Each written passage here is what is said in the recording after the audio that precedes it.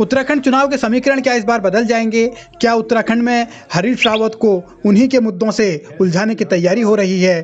क्या हरीश रावत के सामने अब ये चुनौती आ चुकी है कि वो कुछ नए तौर तरीके अपनाएं? क्या हरीश रावत के सामने अब ये संकट भी खड़ा है कि वो अपनों को भी साथ लेकर चलें और जो मुद्दे वो अब तक उठाते रहे हैं उनको नए तरीके से धार दें, या फिर यूं ही वो तमाशा देखते रहें और हाथ से सब कुछ निकल जाएगा? ये बहुत समय से डिमांड चल रही है 6 नए जिले बनाने के लिए।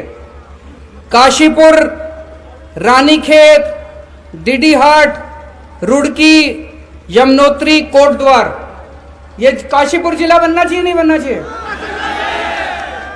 सरकार बनने के 1 महीने के अंदर ये 6 के 6 जिले बना देंगे।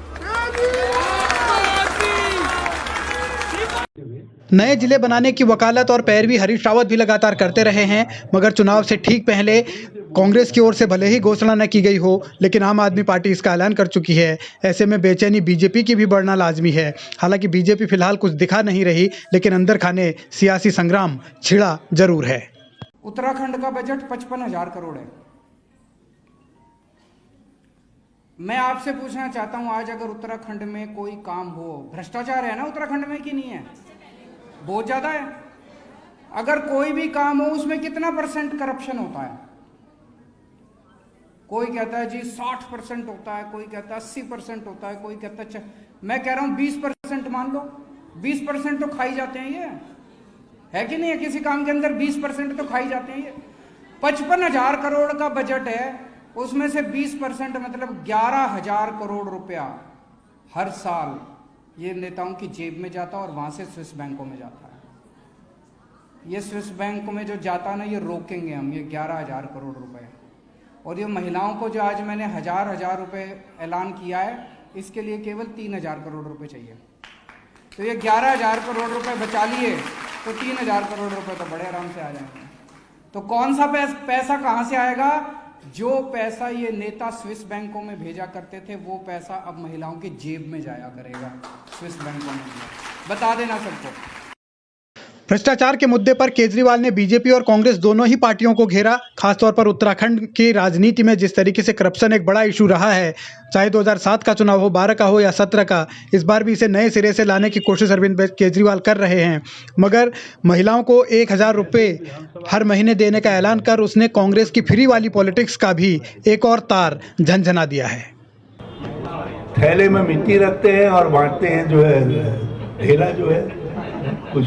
एक बात बताओ, उनसे तो एक ही बात हम सीधे कहना चाहते हैं, भैया जो दिल्ली में कर दिया हो तो यहाँ बता दो, उसी पर हम चुनाव लड़ लेंगे। उन्होंने कहा है कि दिल्ली में आप स्कूलों की हालत जाकर के देखिए, तो स्कूलों में कुत्ते और गधे सोए रहते हैं, जिनको मॉडल स्कूल कह रहे हो। यदि उनको देख लीजिए आप, जो है पानी के नलों का हाल यह है, मारम मार होती है मोहल्लों के अंदर।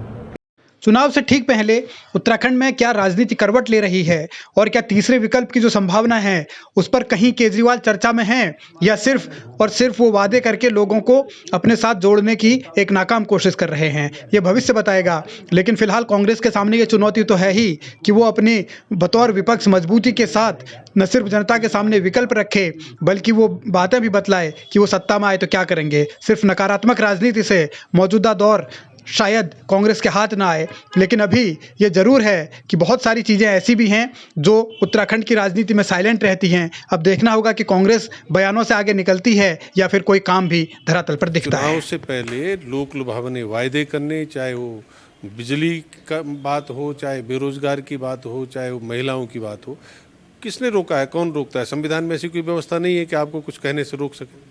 तो इसलिए वो आकर के कुछ जो कहेंगे, उनको यहाँ के भौगोलिक जो परिस्थितियाँ हैं उनका अध्ययन करना चाहिए, यहाँ के जो संसाधन हैं उनका अध्ययन करना चाहिए, और उसके बाद अगर वो कोई बात कहते तो बात ठीक होती। वो आकर के दिल्ली से यहाँ पर आकर एक शगुफा छोड़ जाते हैं, फिर वापस चले जाते हैं। उनको अभी यहाँ के जो धरातलीय स्थिति है उसका ज्ञान नहीं है, तो कुछ भी कहने के लिए स्वतंत्र कहते रहें। सत्ता हासिल करने के लिए हर दल पूरा दम लगा रहा है, लेकिन इस दौर में चुनौतियां भी कम नहीं हैं। चुनौतियां चाहे बीजेपी के लिए हों या फिर कांग्रेस के लिए हों। कांग्रेस के लिए खासतौर पर इसलिए क्योंकि 5 साल बीजेपी, 5 साल कांग्रेस का अब तक का जो रिकॉर्ड रहा है वो इस बार कायम रहेगा या नहीं रहेगा, इसको लेकर हर किसी की अलग अलग राय है। और अगर कांग्रेस खुद को स्वाभाविक विकल्प मान रही है तो शायद ये उसके लिए भूल हो सकती है। इसीलिए कांग्रेस को अभी भी आत्ममंथन और आत्मचिंतन की ज़रूरत है और ये समझना पड़ेगा कि अब तक की राजनीति और आज के दौर की राजनीति में बहुत कुछ बदल चुका है। तो क्या हरीश रावत आने वाले दिनों में कुछ नया धमाका करेंगे, इस पर हर किसी की निगाहें टिकी हैं।